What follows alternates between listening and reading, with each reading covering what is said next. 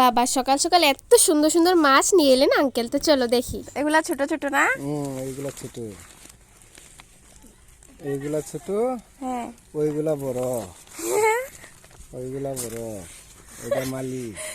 এখন প্রায় হয়ে যাবে 9টার মতো, আর বনু কিন্তু এখনও ঘুমিয়ে আছে, এখনও উঠেনি। তো আমি আর মা ভাবলাম তো চলো মাছ নিয়ে যখন আঙ্কেল এসেছেন তাহলে মাছ নিয়ে যাওয়া যাক। এখানে তো একটা মাছ যে পড়ে গেল আঙ্কেলের হাত থেকে, তারপর এখানে আবার উনি উঠিয়ে দিয়ে দিলেন। আর গাইস মাছগুলো না এত টেস্ট ছিল, মানে কিচ্ছু কমপ্লেন হবে না, এত সুন্দর মাছ। তুই মর্নিং ঘুম থেকে উঠেছিস তখন মা আর আমি নিয়ে এসেছি, আঙ্কেল মাছ নিয়ে এসেছিল। আচ্ছা আমি তো জানি না মাছ নিয়েছে ও। দেখো কি সুন্দর মাছগুলা। দিভাই রান্না করবে এখন, তাই তো? হ্যাঁ চলো রান্না করো চলো। এই যে এখন কলা পাতা কাটছে।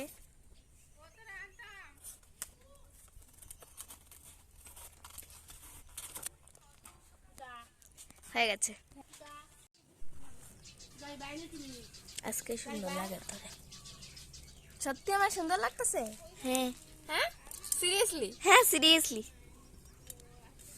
এখন কয়েকদিন ভিডিও দিতে পারবো ঠিকঠাক মতো, তাই না? হ্যাঁ কারণ ওর হচ্ছে কি এক্সাম শেষ হয়ে গেছে। হ্যাঁ আর যে সুন্দর ক্যামেরা, ওর বেশ তো নৌকো যে সুন্দর আজকে। এটা মাছটা খেতে ভালো লাগে, ভীষণ ভালো লাগে। আমারও অনেক ভালো লাগে, বাট ওটা সবসময় পাওয়া যায় না। আজকে আঙ্কেল নিয়ে এসেছিল। এই মাছের নেমটা কি জানিস নাকি?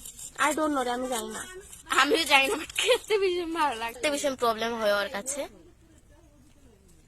আমাদের বাড়িতে এইসব কিছু মাছ আনলে ওর কাটতে ভীষণ অসুবিধে হয়, এটাই ওর প্রবলেম। এবার ধোয়া হবে।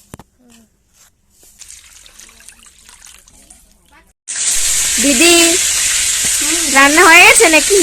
হয়নি, হবে। এখনো হয়নি? এ বাবা কি হবে দেখি কি। মাছ ভাজি হয়ে গেছে? মাছ ভাজি হয়েছে, আদা হয়েছে, আদা হয়নি। আমরা কি আর কিছুক্ষণ পর খেতে পাবো নাকি? হ্যাঁ খেতে পাবে। আর তো খিদে পেয়েছে তো। তুমি না ম্যাগি খাইছো? হ্যাঁ ম্যাগি মানে ম্যাগি খেয়েছি তো, কিন্তু ম্যাগি খেলেও খিদে পেয়েছে। আমি রাতবেলায় খাইনি, কারেন্টও ছিল না। সরষে দিয়ে মাছের ঝোল। মাছ আদা ভাজি হয়ে গেছে, আর এখানে ভিজিয়ে রেখেছিলাম সরষে, মানে পানিতে অনেক টাইম থাকলে না ওটা সফট হয়ে যায়।